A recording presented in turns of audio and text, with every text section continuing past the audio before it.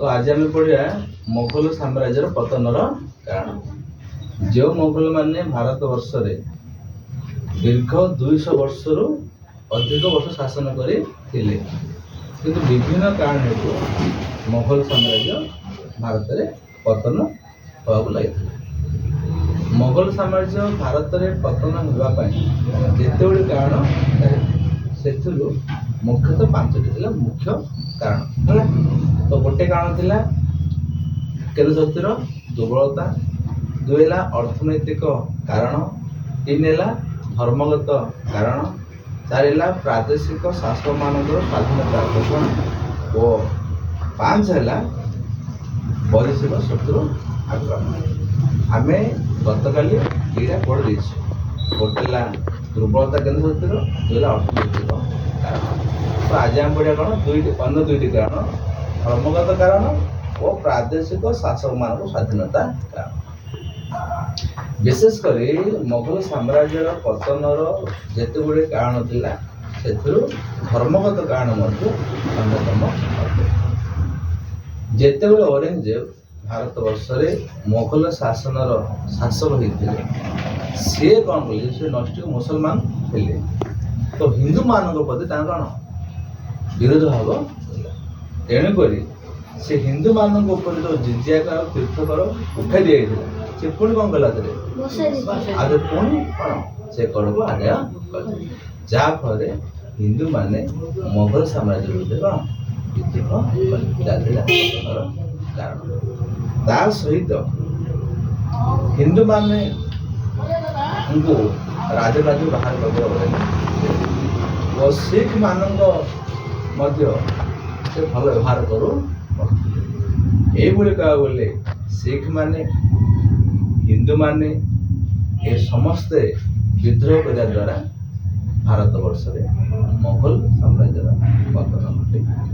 विशेषकर धर्मगत कारण दायी किए कारण से हिंदू मान आदाय कले सहित सिख मान कौन भल व्यवहार कले। कौन प्रादेशिक शासक मान स्वाधीनता घोषणा।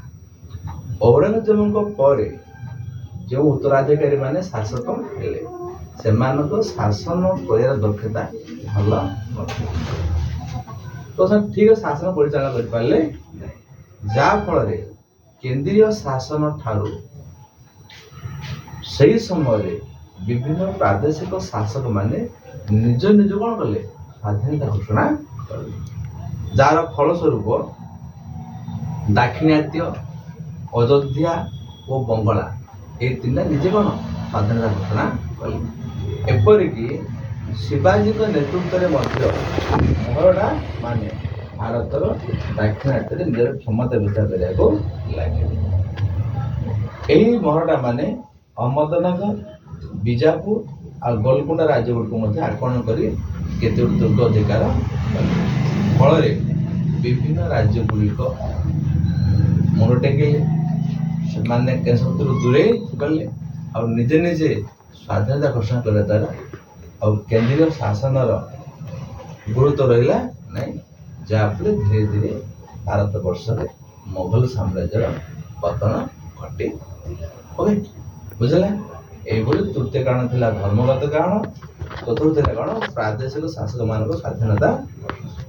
या सहित पर समय सिख, राजपूत, जाट और रोहिला माने मोगल से संपर्क छिन्न कर बंगलार शासक बंग सहित ओडिशा और बिहार को मिसाई एक विराट अंचल पर निज स्वाधीनता घोषणा करते।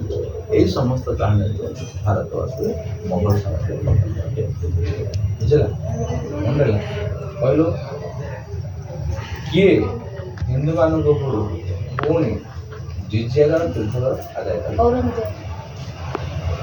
औरंगजेब क्यों मान को ठीक भाव व्यवहार करते